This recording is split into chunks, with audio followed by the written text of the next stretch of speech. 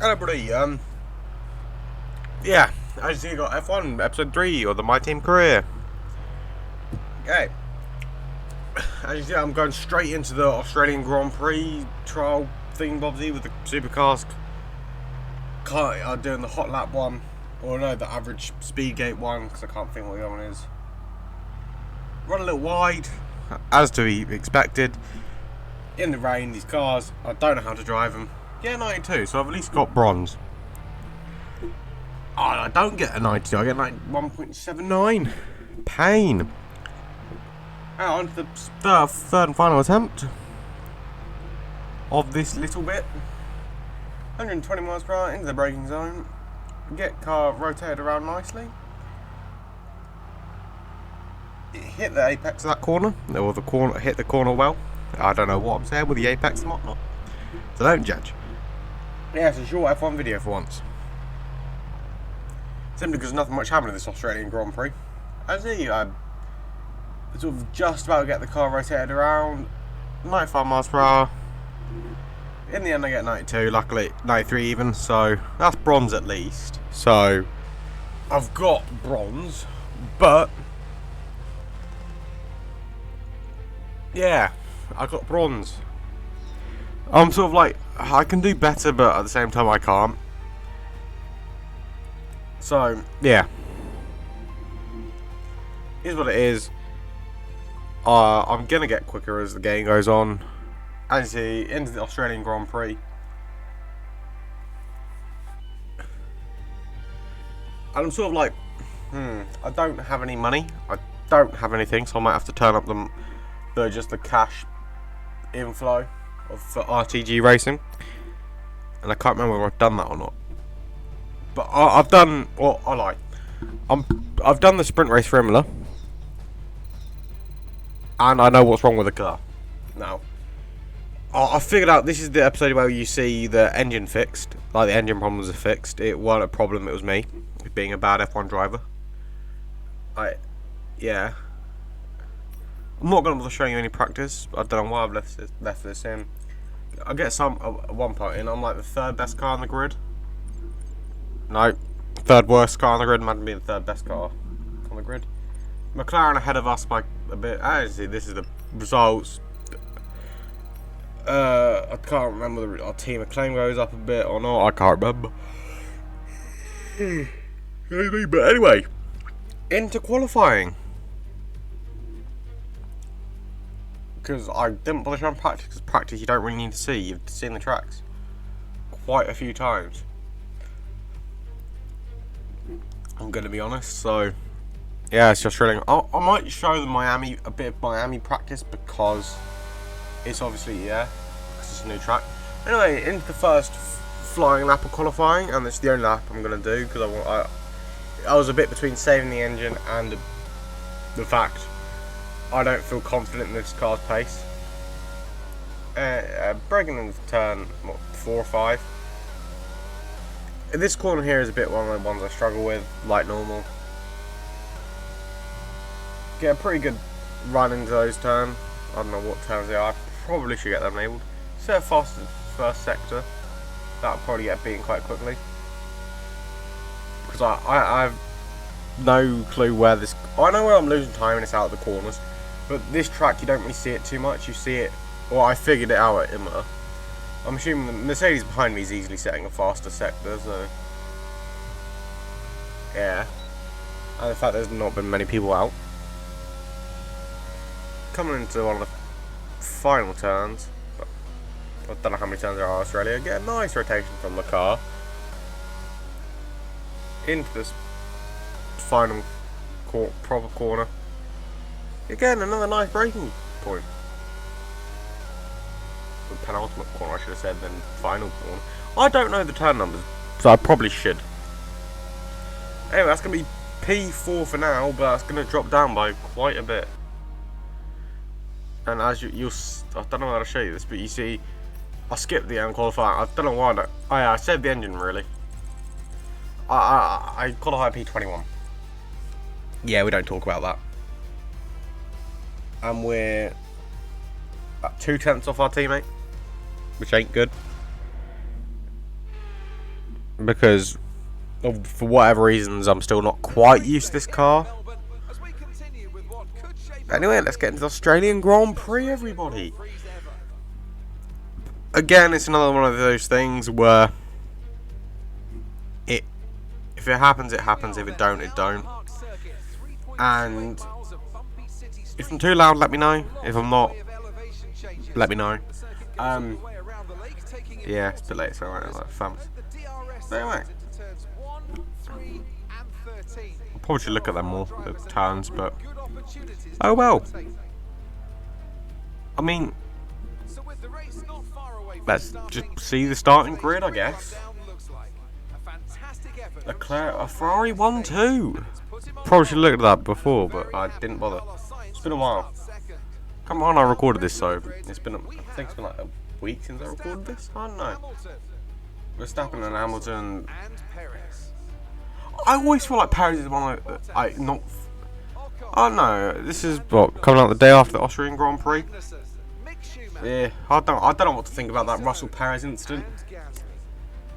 I sort of don't understand. I know it's consistent, but I don't understand why that is a penalty for Russell. 5-second time penalty for Russell because of how.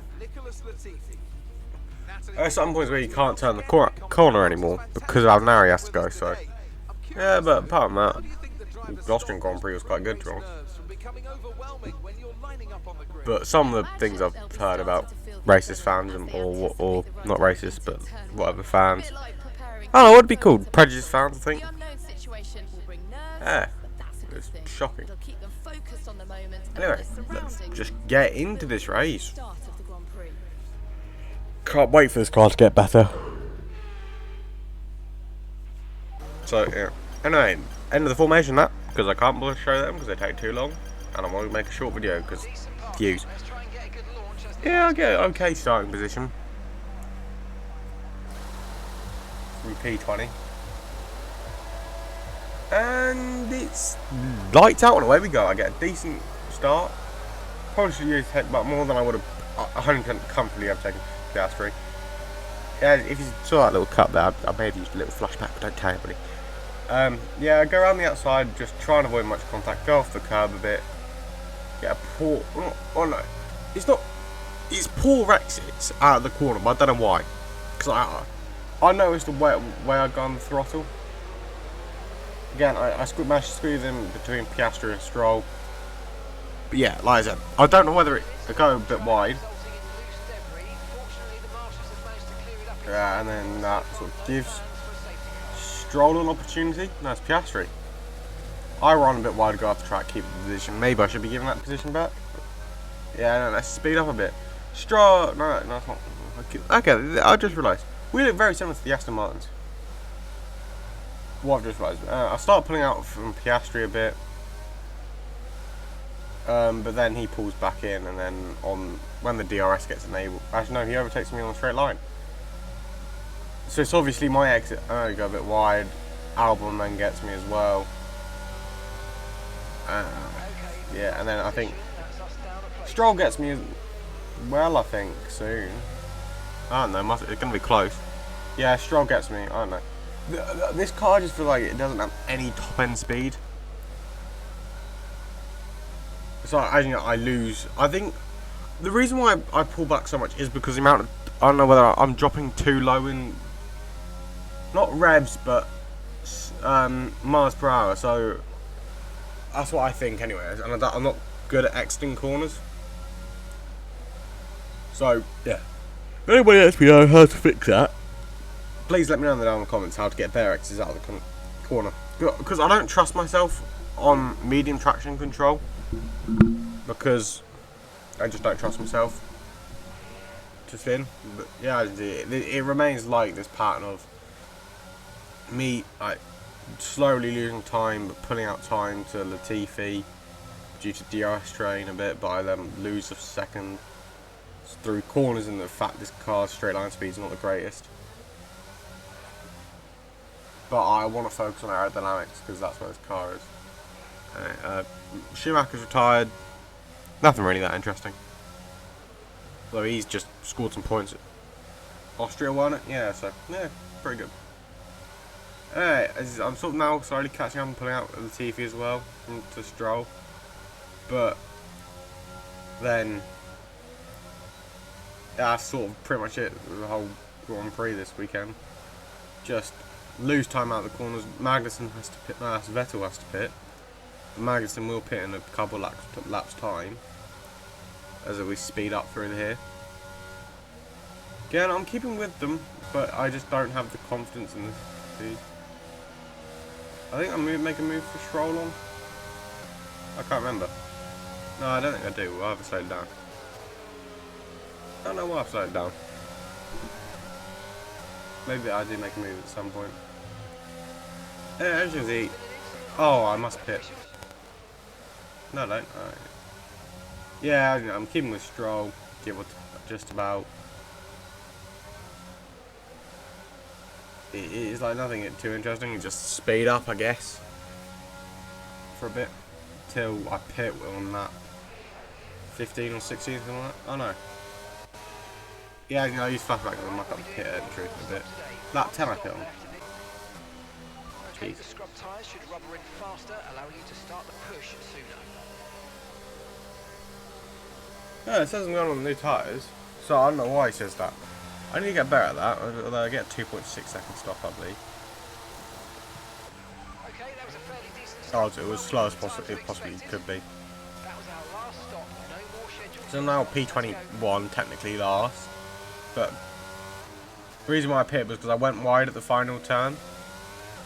Or so I decided, right, I might as well pit, yeah, and undercut them, most of them. But as you can tell, I'm just going to speed up, and this is an incredibly long stint I have to do on, what do you call it? Well, actually, I overtake Latifi because he pits, and Vettel because he has to pit. Yeah, it's like one of those races where you don't see anybody. And to be honest,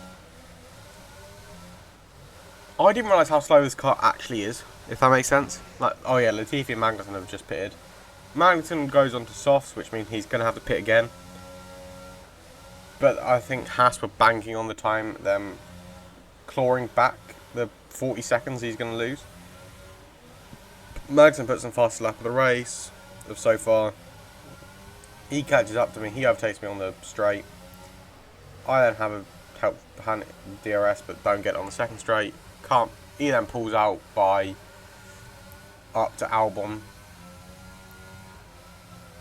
who looks like a. I think P15 is a realistic target, where I currently am. I think the best point. But that depends on how Albon is. Magnussen's obviously going to have to pit again.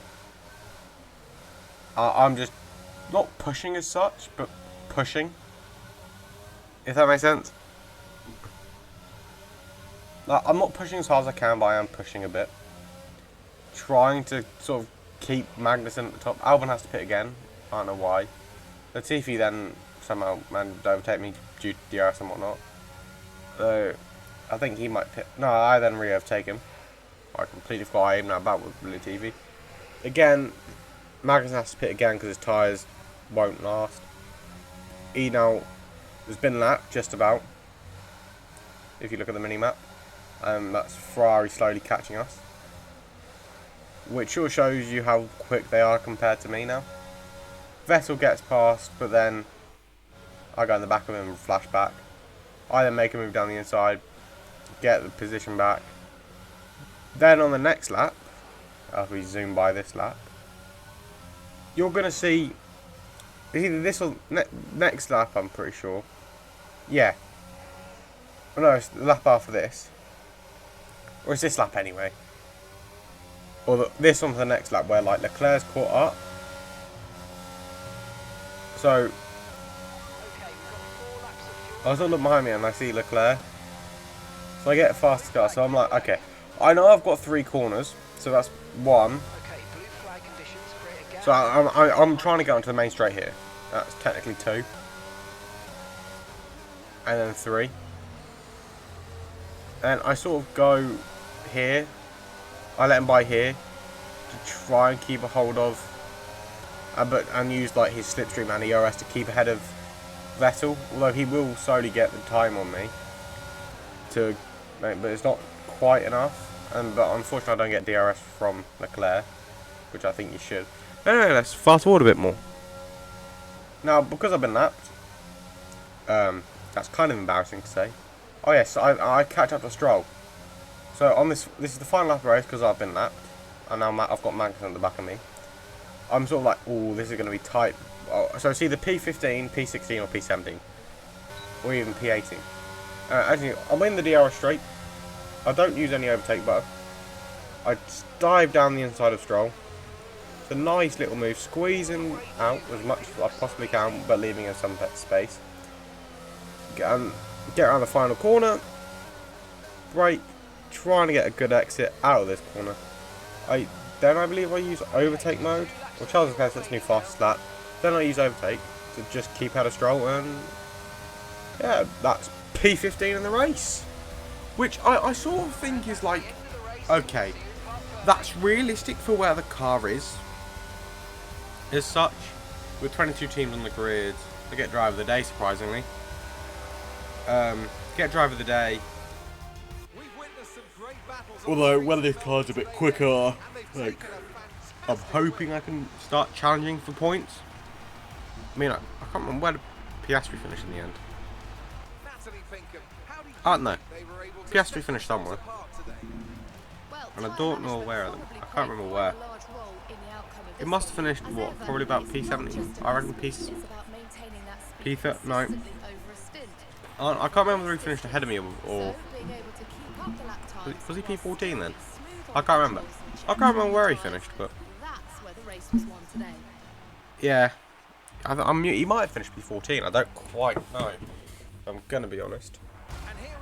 Here's Leclerc's podium celebration.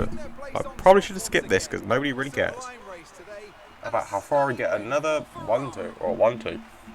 Oh no, I think they got 1-2 in the last race as well. Oh, Ferrari looking fierce anyway.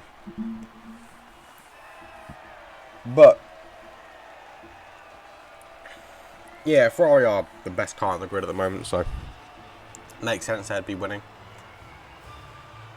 Just like Austria, where Leclerc was, I wouldn't say he was comfortably quicker, but his car seemed to be quicker in general. So I don't know whether it's just Ferrari being Ferrari. Oh, okay. So he must have finished behind my teammate. Must have finished behind me. Yeah. But anyway, I don't know whether it's me being an idiot. Or I think Ferrari in real life can run lower downforce to increase their top speed. But anyway, I think that's it for this episode, really. I mean, if you want, go check out the other ones, but you don't really need to because I've not really done anything. As claim level 5, I might increase the money incoming, and also must increase resource points because get a bit of damage deduction. So I think I will increase the money simply because I'm not looking forward to it. Like, I don't feel like I'm improving. But anyway, thank you all for watching. Please like and subscribe for in the nicest possible way. Yeah, and see ya. Thanks for watching. Let's run out this video. Bye.